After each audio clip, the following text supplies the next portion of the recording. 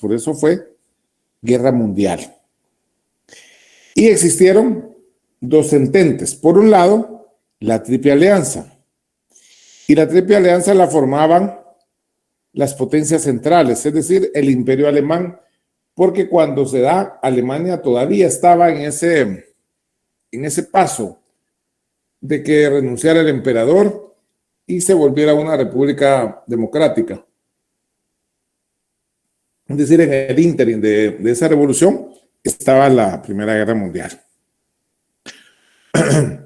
Entonces estaba el Imperio Alemán y el Imperio Austrohúngaro, que en la actualidad Austria es un país, Hungría es otro, pero en ese momento era un imperio también. El Imperio Alemán, el Imperio Austrohúngaro y también Italia. Italia, que a su vez había sido miembro de la Triple Alianza junto a Alemania y Austria y Hungría.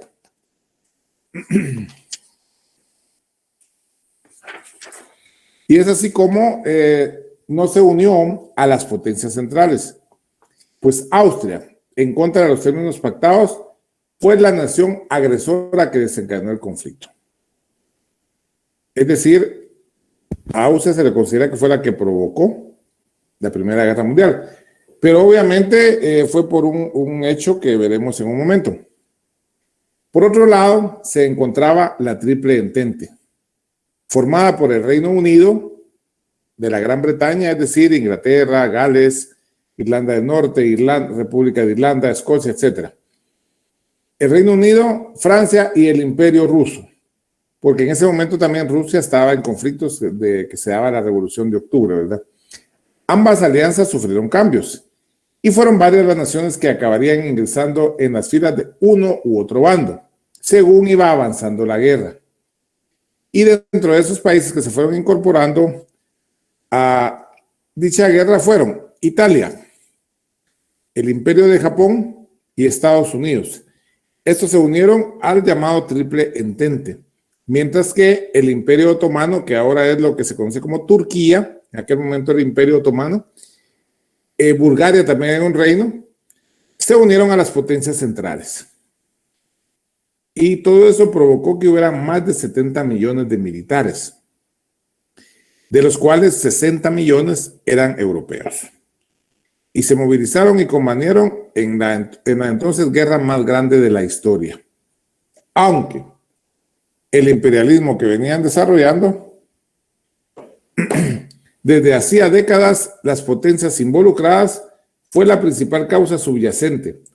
El detonante del conflicto se produjo el 28 de junio de 1914, en Sarajevo. Por cierto, en Netflix, no sé si todavía estará, pero había antes una película que se llama así, Sarajevo, y precisamente cuenta la historia cuando es asesinado el archiduque Francisco Fernando de Austria, a manos de Gavrilo Princip, un joven nacionalista serbio. Es decir, ese fue el detonante, ese fue el hecho que provoca la Primera Guerra Mundial, porque matan a este príncipe austrohúngaro, un joven serbio. Y eso provoca que Austria, sintiéndose agredida, sintiéndose ofendida, responda y ataque a Serbia. Y es así como se inicia la Primera Guerra Mundial. Pues les decía que el archiduque Francisco Fernando de Austria murió a manos de Gavrilo Princip, un joven nacionalista serbio. Este suceso desató una crisis diplomática cuando Austria-Hungría dio un ultimátum al reino de Serbia. Es decir, como era un joven serbio el que había matado al archiduque, el imperio austrohúngaro le da un ultimátum al reino de Serbia. Y se invocaron las distintas alianzas internacionales forjadas a lo largo de décadas anteriores. En pocas semanas, todas las grandes potencias europeas estaban en guerra y el conflicto se extendió a muchas otras áreas geográficas. El 28 de julio, los austrohúngaros iniciaron las hostilidades con el intento de invasión de Serbia, mientras Rusia se movilizaba. Alemania, a su vez, invadió Bélgica. Bélgica se había declarado neutral, pero aún así fue invadida por Alemania porque ya empezaban los alemanes con esos temas, ¿verdad?, de querer a aprovechar y obtener más territorios. Y Luxemburgo, es decir, Alemania invade Bélgica y también Luxemburgo cuando iba camino a Francia, porque la idea era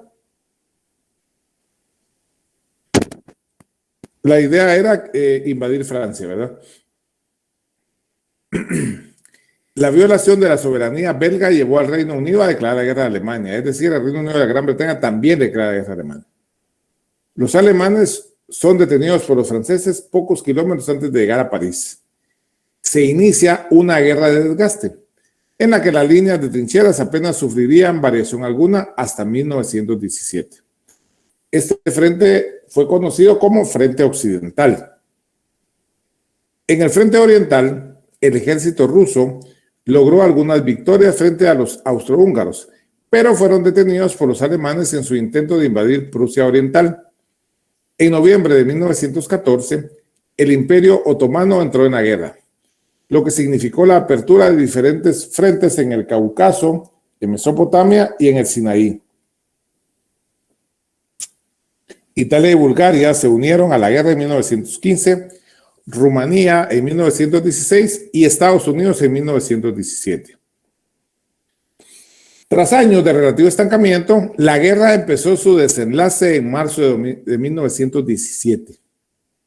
Con la caída del gobierno ruso tras la Revolución de Febrero y la firma de un acuerdo de paz entre la Rusia revolucionaria y las potencias centrales después de la Revolución de Octubre, en marzo de 1918. El 4 de noviembre de 1918, el Imperio Austrohúngaro solicitó un armisticio. Tras una gran ofensiva alemana a principios de 1918,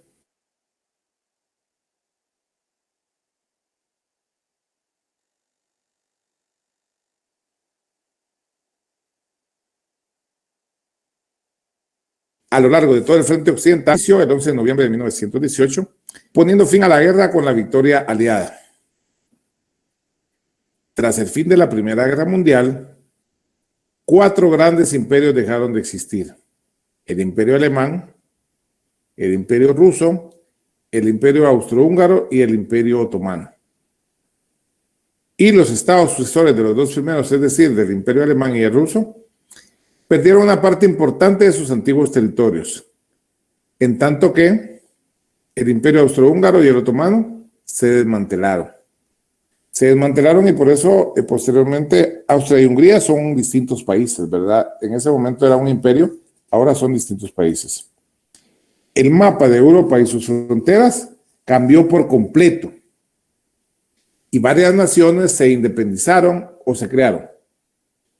Al calor de la Primera Guerra Mundial, se fraguó la Revolución Rusa, que concluyó con la creación del primer Estado en la historia autodenominado socialista, es decir, la Unión Soviética.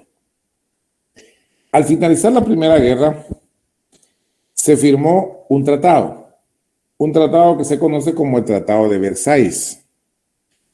Y hubieron negociaciones de 6 meses en la Conferencia de Paz de París el 28 de junio de 1919. Representantes del Partido Socialdemócrata Alemán, que como hablábamos la otra vez, fueron de los que promovieron decretar la Constitución de Weimar en Alemania. Y es así como el Partido Socialdemócrata Alemán, que representaba a Alemania en ese momento, y el alto mando militar, los únicos que no comparecieron fueron aquellos ultranacionalistas que mencionábamos en la otra clase, acuden a Versalles, Francia, para firmar la paz con Francia, Estados Unidos e Inglaterra. Es decir, llega a Alemania y firma la paz con los países aliados, Francia, Estados Unidos e Inglaterra, que posteriormente se da la Segunda Guerra, pero a través de la historia, a través de los años, esos países siempre son aliados. Cuando hay algún riesgo ahora, pues los problemas los tienen con los musulmanes, siempre se unen y trabajan en conjunto, trabajan en equipo. Pues les decía que ese tratado de Versalles acababa la Primera Guerra Mundial. Sin embargo, dicho tratado fue implacable en contra de los alemanes, puesto que ante la amenaza de nuevas revoluciones, la continuación de los combates, la pobreza y el hambre, el nuevo gobierno de Alemania capituló completamente. Aceptó pagar la descomunal cifra de 266 billones de marcos imperiales en aquel momento. Ahora pues es el euro el que tienen en esos países, pero en ese momento eran 266 billones de marcos imperiales. En reparaciones de guerra, asimismo se dio importantes territorios a Francia en el oeste.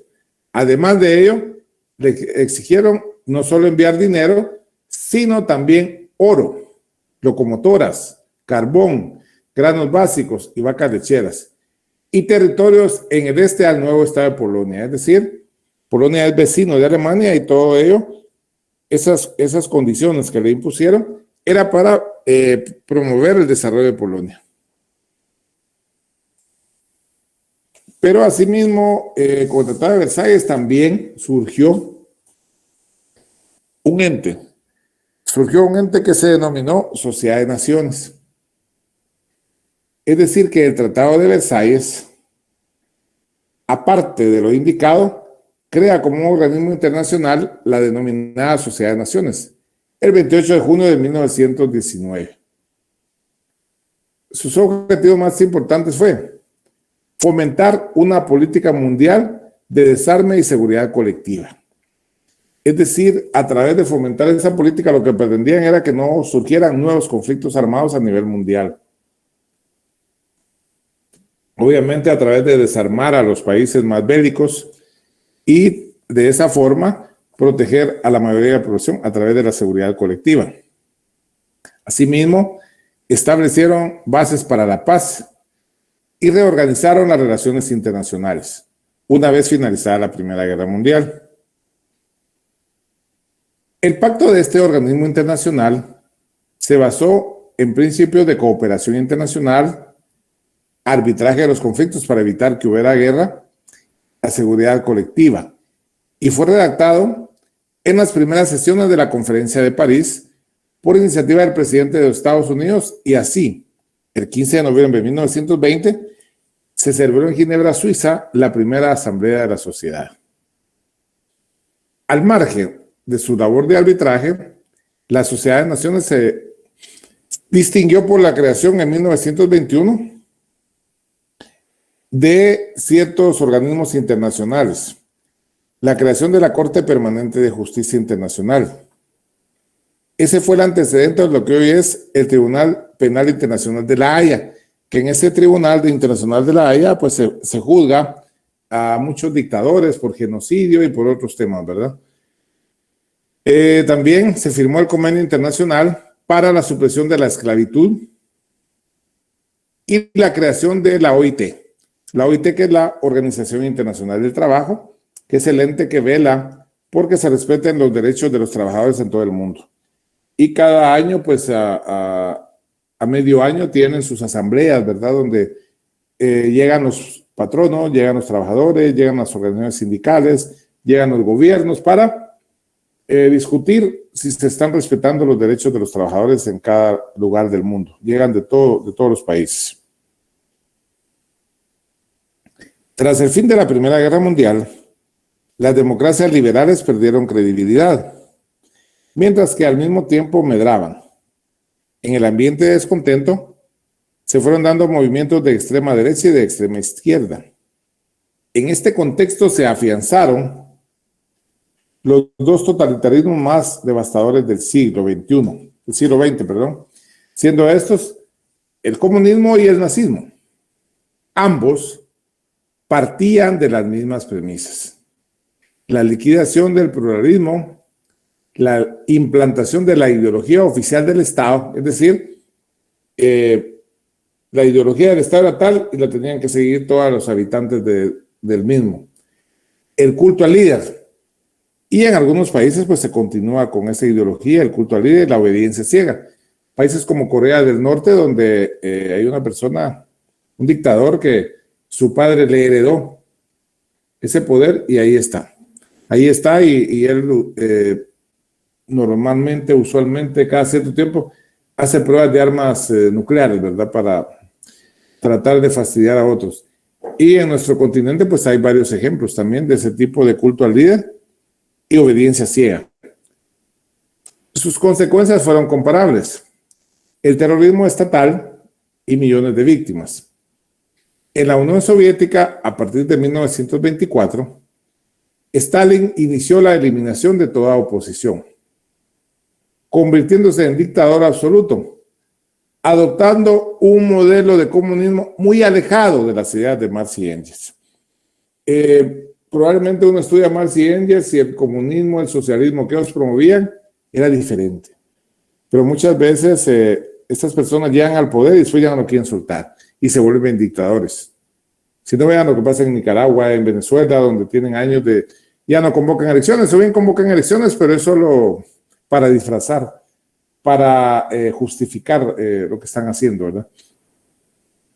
Y también en ese tiempo, en Alemania, Hitler accedió al poder en 1933 por la vía democrática, introduciendo luego medidas cada vez más totalitarias y racistas. Es decir, muchos de estos líderes llegan a través de elecciones. Sin embargo, ya cuando están en el poder, cambian la constitución y se perpetúan el poder. Porque entonces, si no hay reelección, ellos cambian la constitución y establecen que haya reelección. Y así se mantienen. Porque este señor Ortega de Nicaragua lleva como 25 años de estar en el poder, aparte que estuvo antes de esto. Y en Venezuela, después de Chávez, pues siguió este señor Maduro y no suelta el poder tampoco, no hay elecciones, etcétera, etcétera, ¿verdad? Eso sería en cuanto a la Primera Guerra, el Tratado de Versalles y la Sociedad de Naciones. Si tienen alguna interrogante, algún comentario, pues este momento lo pueden hacer.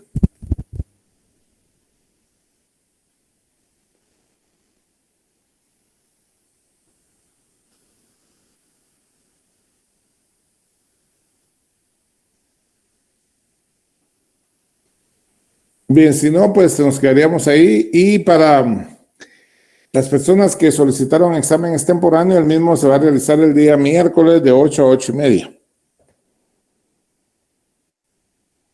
Perfecto, Lick. Gracias, licenciado. Gracias, Lick. Gracias, Lick. Feliz noche. Bien, feliz noche, feliz fin de semana. Gracias. Igual. Gracias, licenciado. Feliz noche. Feliz noche, licenciado. Feliz noche, licenciado. Gracias. Buenas noches, Lick. Igualmente, Feliz noche, licenciado. igualmente.